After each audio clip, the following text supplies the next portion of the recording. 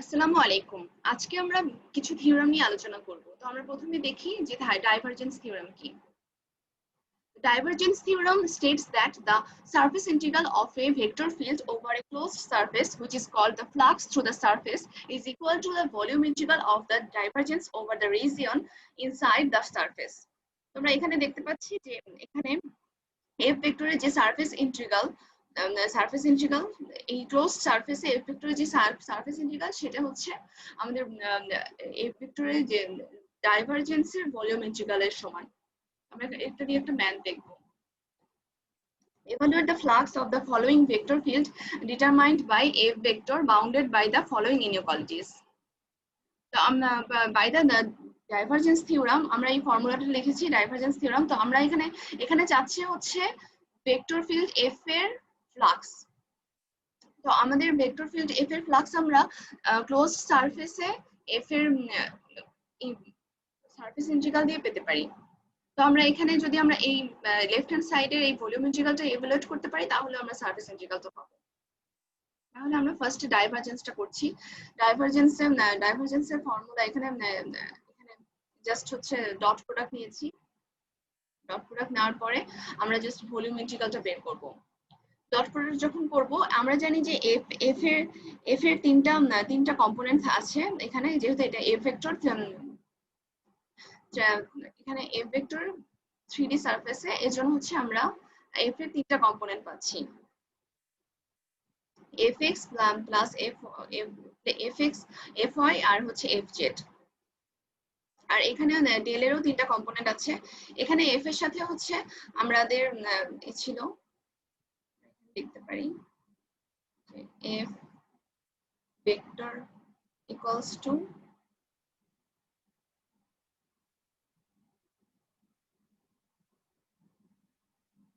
fx I cap plus fy j cap plus fz k cap। তো এখানে যেহেতু আমাদের এখানে আমরা তাহলে পাচ্ছি যে এই তিনটাকে আমরা যখন ডট প্রোডাক্ট করব তখন এই শুধু ভ্যালুগুলো আসবে, ভেক্টরগুলো থাকবে না।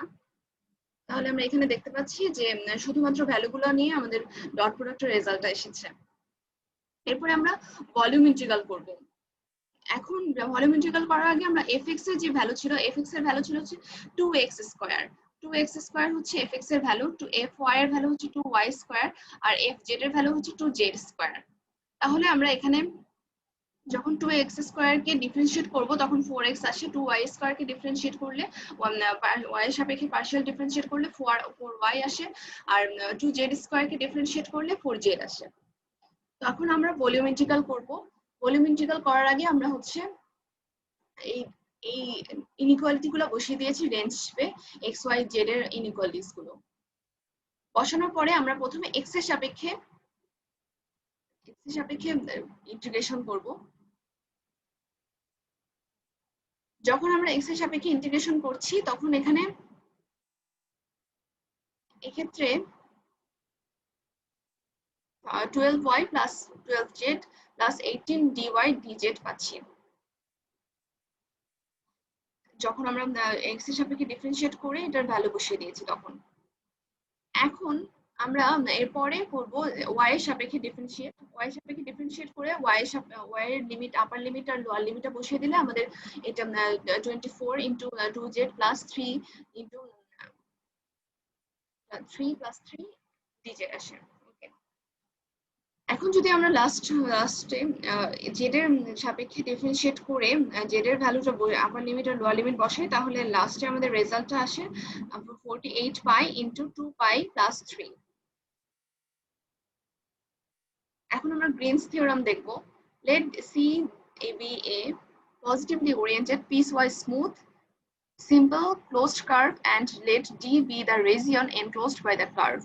If P and Q have continuous first order partial derivatives on D, then integration closed integral of P dx plus Q dy, এখানে এটার ফর্মুলাটা লেখা হয়েছে গ্রিনস থিওরামের। তো আমরা এখানে দেখতে পাচ্ছি যে সি হচ্ছে একটা ক্লোজড কার্ভ আর ডি হচ্ছে একটা রিজিয়ন, এই কার্ভ দ্বারা এনক্লোজ করা একটা রিজিয়ন। তো যদি এরকম হয় তাহলে এই ক্ষেত্রে আমাদের এই ফর্মুলাটা কাজ করবে। আমরা গ্রিনস থিওরামের একটা ম্যাথ দেখি। Use Green's theorem to evaluate এই ফাংশনটা, এই ফাংশনটা আমরা এভালুয়েট করব গ্রিনস থিওরাম ইউজ করে। তো ফার্স্টে আমাদের যেহেতু বলা হচ্ছে C is the triangle with vertices 0 0 1 0 1 2 with positive orientation, তাহলে আমরা এখানে প্রথমে আমরা সি আর ডি টাকে স্কেচ করে ফেলবো। স্কেচ করার পরে আমরা এটা এভালুয়েট করার চেষ্টা করব। স্কেচ করলে আমরা দেখতে পাচ্ছি যে আমরা এক্স আর ওয়াই এর যে রেঞ্জটা সেটা পেতে পারি। তো এক্স আর ওয়াই এর রেঞ্জটা আমরা পাচ্ছি 0 থেকে 1 আর 0 থেকে 2x। এখন আমরা পি আর কিউ এর ভ্যালুটা লিখবো। এখানে পি হচ্ছে এক্স ওয়াই আর কিউ হচ্ছে x square Y cube.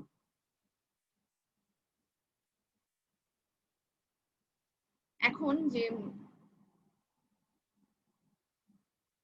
so using Green's theorem the line integral becomes এই, এবার আমরা গ্রিনস থিওরামে যাই। গ্রিনস থিওরাম অনুযায়ী আমরা পি আর কিউ এর ভ্যালু বসিয়ে দিব আর এখানেও পি আর কিউ এর ভ্যালু বসিয়ে ইন্টিগ্রেশন করব।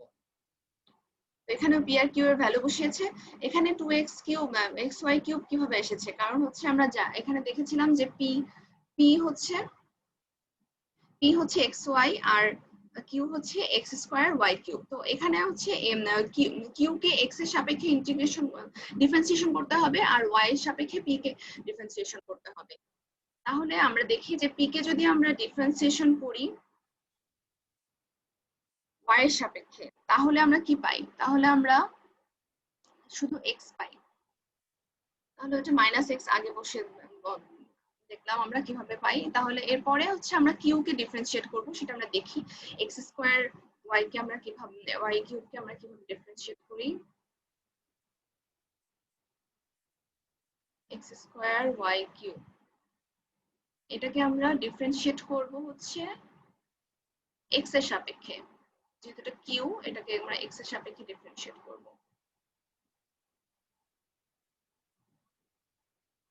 কিউ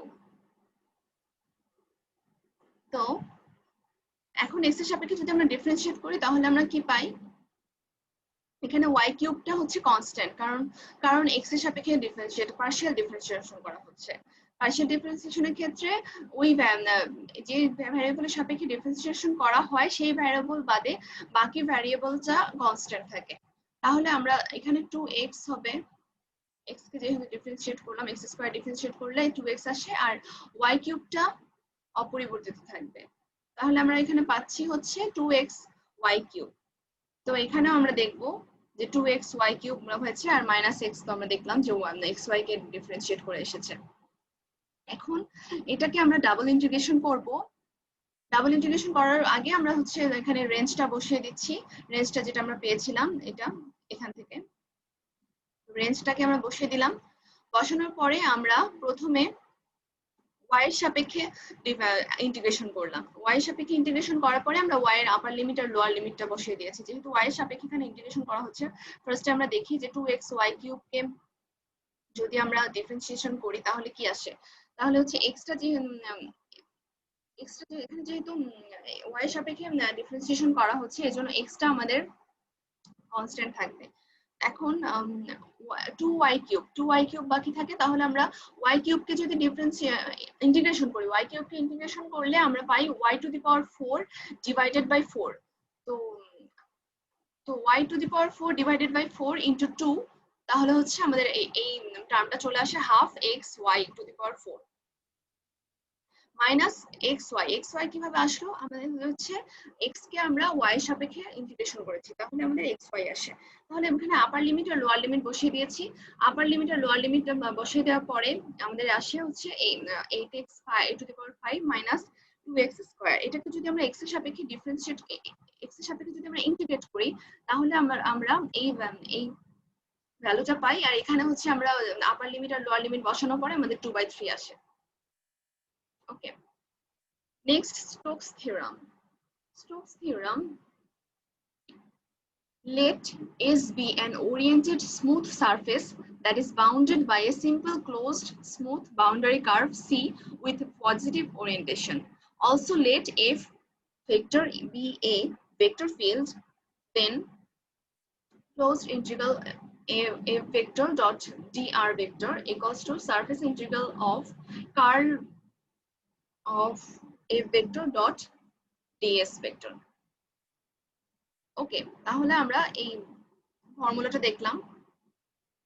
এখন এই ফর্মুলাটার একটা ইভ্যালুয়েশন দেখবো যে কিভাবে এই ফর্মুলা ইউজ করে আমরা একটা ইভ্যালুয়েশন করতে পারি।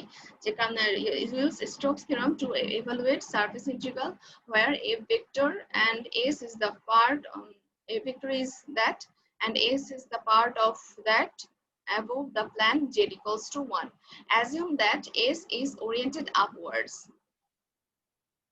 তো আমরা প্রথমে হচ্ছে স্কেচটা করব, সারফেসের যে স্কেচটা আমরা এখানে কোশ্চেন অনুযায়ী দেখতে পাচ্ছি সেটা করব, যে z equals to 1 এ এই প্লেনের উপরে আমরা s আঁকবো।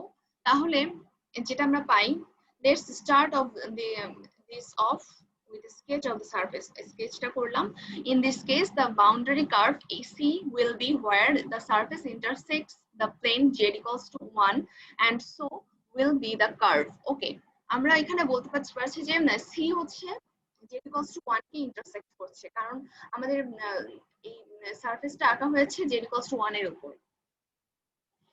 এখন তো যেহেতু হচ্ছে ইন্টারসেক্ট করছে, তাহলে আমরা বলতে পারি যে যে যে z equals to 1 এই ইকুয়েশনে আমরা z equals to 1 বসাতে পারি। তো বসানোর পরে আমাদের x square plus y square equals to 4 at z equals to 1 এসেছে। So the boundary curve will be the circle of radius 2 that is in the plane z equals to 1. ও এখানে আমাদের এখানে পাওয়া যাচ্ছে যে x square plus y square equals to 2 square. 4 আমরা জানি যে 2 স্কয়ার, তাহলে 2 স্কয়ার যেহেতু পাচ্ছি, তাহলে এটা একটা সার্কেলের ইকুয়েশন হয়ে যাচ্ছে। x square plus y square equals to 2 square, then এটা রেডিয়াস হবে 2। ওকে, এখন আমরা এটা প্যারামিটারাইজেশন করছি। আমরা যেহেতু জানি যে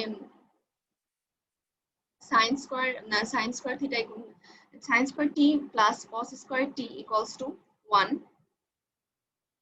সো এখানে আমরা প্যারামিটারাইজেশন করব।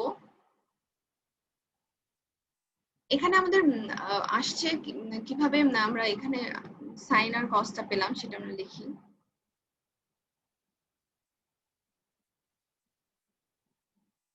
x square plus y square হচ্ছে 2 স্কয়ার। তো আমরা এখানে দেখবো যে কিভাবে আমাদের 2 cos t আর 2 sin t আসলো।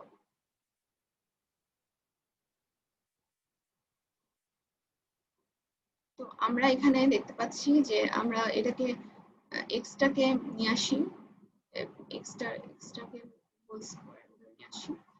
যদি আমরা এটা হোল স্কয়ার হিসেবে লিখি বা ওই পাশে 2 স্কয়ারকে যদি এই পাশে নিয়ে আসি, তাহলে আমাদের কি আসে?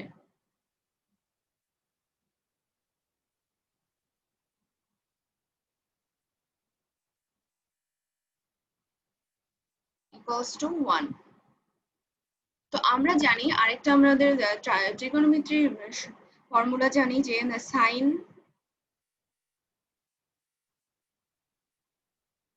স্কয়ার টি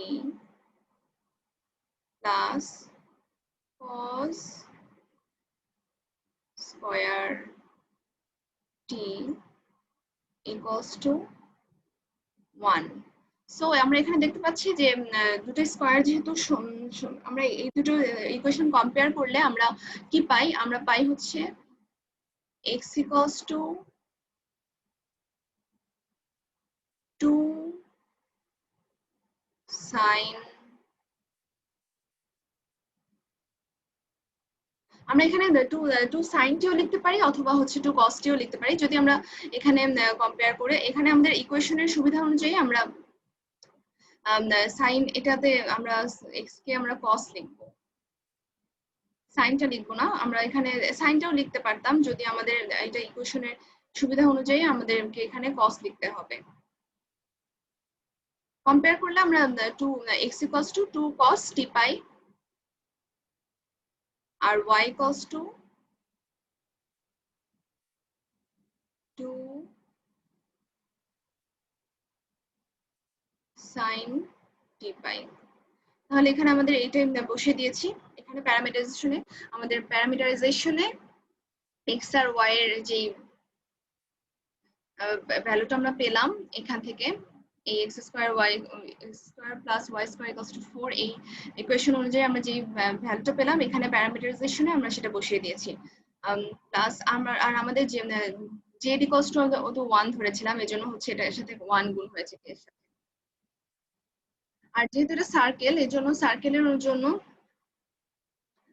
এটাকে প্রথমে এখানে সার্কেল ছিল, আর এখানে যদি আমরা সাইন কজের ক্ষেত্রে আমরা একটা সাইনোসোলার কার্ভ ধরি তাহলে আমরা একটা পূর্ণাঙ্গ যেই পিরিয়ডটা পাই সেটা হচ্ছে আমাদের 0 থেকে 2π পর্যন্ত। এখন আমরা the first two components give the circle and the third component makes sure that it's in the plane z equals to 1. Using Stokes theorem we can write the surface integral as the following line integral. তো আমরা এখানে একটু এই কার্লটাকে আমরা একটা line integral formula দিয়ে লিখতে পারি। যেহেতু আমরা এখানে আমরা স্টোকস থিওরামটা লিখেছি যে সারফেস ইন্টিগ্রাল এই সারফেস ইন্টিগ্রালটা এই ক্লোজড ইন্টিগ্রালের সমান। এখন এটাকে আমরা লাইন ইন্টিগ্রালে যেহেতু লিখতে পারি 0 থেকে 2π পর্যন্ত আর f into r of t into r prime of t dt, এটা আমরা লাইন ইন্টিগ্রাল অনুযায়ী লিখেছি। So it looks like we need a couple of quantities before we do this integral. Let's first get the vector field evaluated on the curve. Remember that this is simply plugging the components of the parameterization into the vector field. ওকে, তাহলে আমরা এটাকে first time evaluate করা try করি। তাহলে আমরা এখানে কি করব, এখানে আমরা এই কোশ্চেনটা কোথা থেকে পেলাম, এটা আমরা কোশ্চেনে যে এফ ভেক্টর দেয়া আছে সেখান থেকে পেয়েছি। ভেক্টর যে দেয়া আছে সেখানে আমরা জেড আর এক্স ওয়াই এর ভ্যালুটা বসিয়ে দেব। এখানে ফার্স্টে জেড স্কয়ার দেয়া ছিল, জেড আমরা জানি যে জেড ইকুয়ালস টু আমরা 1 জেড ইকুয়ালস টু 1, এখানে 1 বসানো হয়েছে। আর -3 এখানে ছিল হচ্ছে -3xy, তাহলে -3 into 2 cos t into 2 sin t into j cap. আর এখানে ছিল আমাদের plus x cube y cube k vector. Then আমাদের x কিউব এখানে 2 cos t whole cube 2 sin t whole cube into k vector. তো এটাকে যদি আমরা ইভালুয়েট করি তাহলে আমাদের এই নিচের ইকুয়েশনটা আসে। এখন আমাদের r প্রাইম অফ t বের করতে হবে। এখানে আমাদের ছিল যে r ভেক্টর অফ t আমাদের এখানে প্যারামিটারাইজেশনে যেটা পেয়েছি এটাকে আমরা ডিফারেন্সিয়েট করব। ডিফারেন্সিয়েট করলে আমরা r প্রাইম অফ t পাবো। যেহেতু আমরা এখানে দেখতে পাচ্ছি যে এটাকে এখানে যদি ডিফারেন্সিয়েট করি তাহলে 2 cos t কে যদি ডিফারেন্সিয়েট করি আমরা পাবো -2 sin t, আর 2 sin t কে যদি ডিফারেন্সিয়েট করি তাহলে আমরা পাবো +2 cos t। -2 sin t +2 cos t +0। তো আমরা এখানে এটাই দেখতে পাচ্ছি যে -2 sin t i cap +2 cos t j cap. এখন আমরা সিম্পলি এই ভেক্টরটাকে এই r প্রাইম অফ t এর সাথে ডট প্রোডাক্ট করে দিব। ডট প্রোডাক্ট করলে আমরা এই ভ্যালুটা পেয়েছি। যেহেতু এটা ছিল এই সারফেস ইন্টিগ্রালের সমান, এজন্য